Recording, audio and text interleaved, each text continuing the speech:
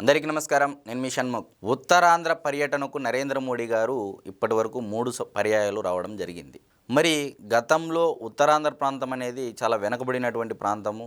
ఏ నాయకుడు వచ్చినా సరే వెనుకబాటుతనానికి గురవుతా ఉందనేది ఒక భావన ఉత్తరాంధ్ర ప్రజల్లో ఎక్కువగా ఉండేది.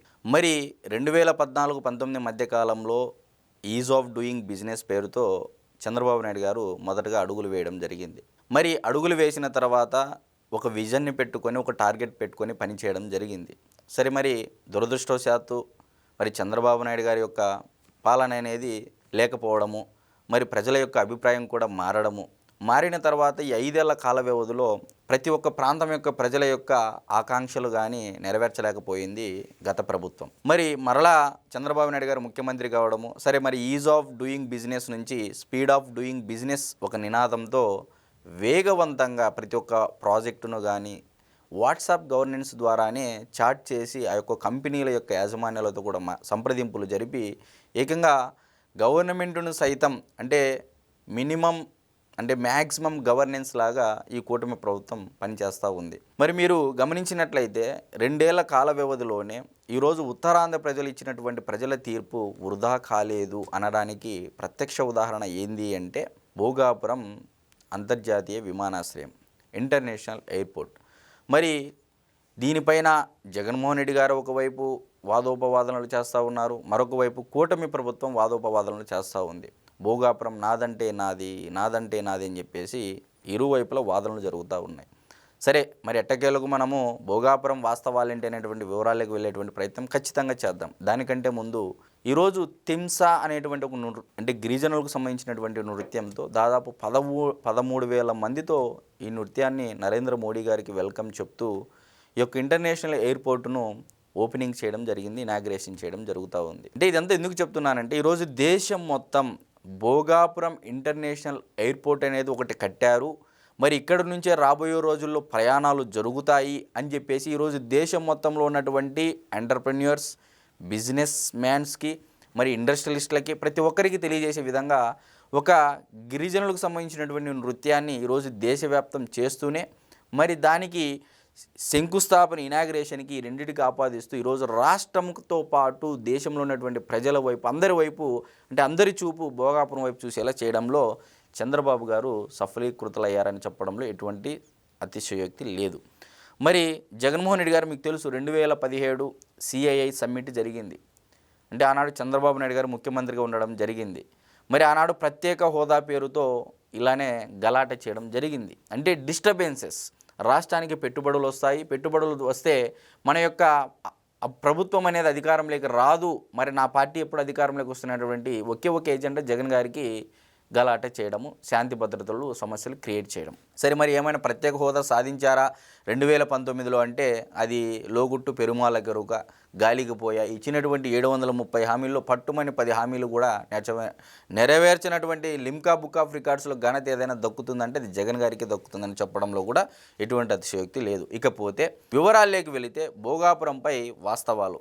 మరి ఒకవైపు ఏమో జగన్ గారు నేనే కట్టాను, 1,200 కోట్ల రూపాయలు భూసేకరణ చేశాము, నేనే చేశాను, నా వల్లే వచ్చిందని చెప్పేసి ఒకవైపు ఆయన చెప్తా ఉన్నారు మీడియా ముందు. మరొక వైపు ఏమో కూటమి ప్రభుత్వం నిర్మించడానికి పూనుకున్నది మేమే, నిర్మించింది మేమే అని చెప్పేసి ఒకవైపు కూటమి ప్రభుత్వం కూడా స్టేట్మెంట్స్ ఇస్తూ ఉంది.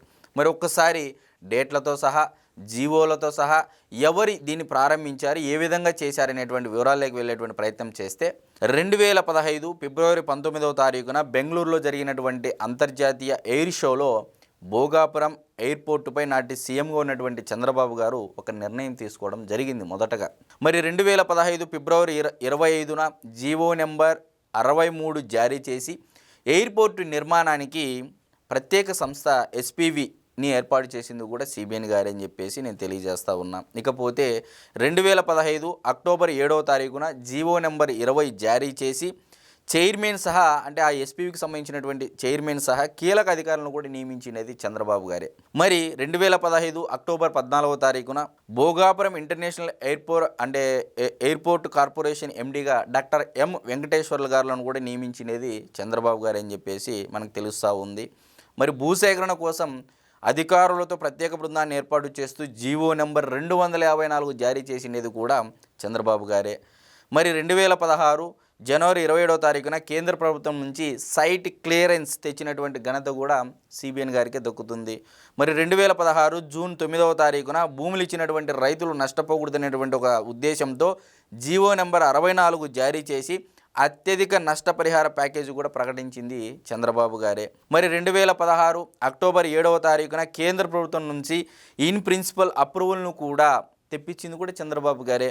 మరి 2017 మార్చి 10వ తారీఖున జీవో నెంబర్ 39/76 ద్వారా స్టీరింగ్ కమిటీ, నెగోషియేషన్ కమిటీలను కూడా ఏర్పాటు చేసి పనులను మరింత వేగవంతం చేసే విధంగా అంటే ఆ ప్రాజెక్టును తీసుకొని వచ్చింది కూడా చంద్రబాబు గారు అని చెప్పేసి మనకు తెలుస్తూ ఉంది. ఏ ప్రాజెక్టుకైనా మీరు బాగా గమనించండి, అది ఏ ప్రాజెక్ట్ అయినా సరే కీలక అనుమతులు ఏ విషయంలో కావాలి అంటే పర్యావరణ అనుమతులు. మరి ఈ పర్యావరణ అనుమతులు కూడా ఆనాడు 2014 నుంచి 19 మధ్య కాలంలో కేంద్ర పౌర విమానయాన శాఖ మంత్రిగా ఉన్నటువంటి అశోక్ గజపతిరాజు గారు, అంటే ఇప్పుడు ఆయన గవర్నర్గా ఉండడం జరుగుతూ ఉంది. మరి ఆనాడు విమాన శాఖ మంత్రిగా ఉన్నటువంటి గజపతిరాజు గారి యొక్క సహకారంతో చంద్రబాబు గారు 2017 ఆగస్టు 14వ తారీఖున కేంద్ర పర్యావరణ శాఖ అధికారికంగా క్లియరెన్స్ జారీ చేసింది.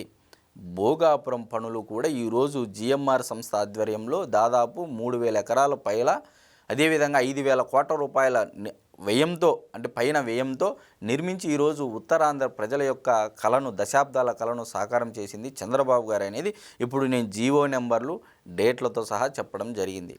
మరి జగన్ గారు చేస్తున్నటువంటి ఆరోపణలో నిజంగా వాస్తవం ఉంటే ఇలాంటి ఆధారాలు జీవోలతో సహా ప్రజల ముందు వాస్తవాలు ఉంచితే డెఫినెట్గా మీ యొక్క వాదనలకు జనాలు కూడా అభిప్రాయం అనేది తెలుస్తుంది. కాబట్టి మీదంతా మీ ప్రకటనలు, మీ యొక్క ఆరోపణలు, మీ యొక్క ప్రెస్ మీట్ల ముందు మాట్లాడేటువంటి మాటలంతా బోగస్ అనేటువంటిది ఇప్పుడు ఈ జీవో నెంబర్లు, డేట్లతో సహా మనకైతే తెలుస్తూ ఉంది. మరి మొన్న అప్పలరాజు అంటే మాజీ మంత్రి అప్పలరాజు కుమారుడు చేసినటువంటి ఘనకార్యానికి, అంటే ఆయన ఘనకార్యం అంటే ఒక వ్యక్తిని చంపేశాడు రోడ్డు యాక్సిడెంట్లో. మరి ఆ వ్యక్తిని పరామర్శ పేరుతో ఈరోజు ఉత్తరాంధ్రలో దశాబ్దాల కలగా ఉన్నటువంటి భోగాపురం ఇంటర్నేషనల్ ఎయిర్పోర్టును నిర్మిస్తే ప్రజల యొక్క దృష్టిని మరల్చేందుకు మరలా గలాట చేయడం కోసము పరామర్శ పేరుతో ఉత్తరాంధ్ర పర్యటన పెట్టుకోవడం జరిగింది. మరి నిజంగా ఇదే బెంగళూరు యలంక ప్యాలెస్ నుంచి కూడా ఆయన ప్రెస్ మీట్ పెట్టి చెప్తే ఇంత గలాటే ఉండదు. కానీ ఇక్కడ ఆయన ఎందుకు తొందరగా వచ్చి తొందరగా వెళ్ళిపోయాడు సైలెంట్గా అంటే నరేంద్ర మోడీ గారు వస్తున్నాడు కాబట్టే అలా వచ్చి అలా వెళ్ళిపోవడం జరిగింది. లేకపోతే 2017లో సిఐఐ సమ్మిట్ వైజాగ్లో జరగడం జరిగింది. ఆనాడు ఇదే జగన్మోహన్ రెడ్డి గారు ప్రత్యేక హోదా పేరుతో గలాట అంతా ఇంత చేయలేదు, న్యూసెన్స్ అంతా ఇంత చేయలేదు. మరి ఆయన అధికారంలోకి రావడం జరిగింది. కేంద్రంలో ఎల్లయ్య ఉండని, పొల్లయ్య ఉండని, సుబ్బయ్య ఉండని మాకు ప్రత్యేక హోదా మీద, స్పెషల్ స్టేటస్ మీద ఎవరైతే సంతకం పెడతారో వాళ్ళే మా యొక్క ఎంపీల మద్దతు ఉంటుందని చెప్పి ఆనాడు ఊకదంపుడు ఉపన్యాసాలు ఇచ్చి తీరా అధికారంలోకి వచ్చిన తర్వాత మనం చేసే పరిస్థితి ఏమీ లేదని చేతులు ఎత్తేసినటువంటి, అంటే ఆ ఘనత సాధించినటువంటి ముఖ్యమంత్రి కూడా జగన్ గారికి దక్కుతుంది అనేది చెప్పడంలో ఎటువంటి అతిశయోక్తి లేదు. కాబట్టి భోగాపురం వాస్తవాలేంటి, నిర్మించడానికి పూనుకున్నది మేమే, నిర్మించింది మేమే అని చెప్పేసి కూటమి ప్రభుత్వం చెప్తా ఉంది. ఈ మొత్తం విశ్లేషణలో మీ ముందు వాస్తవాలతో సహా పెట్టడం జరిగింది. మరి మీ యొక్క అభిప్రాయాన్ని కమెంట్ రూపంలో తెలియజేయండి. అందరికీ నమస్కారం.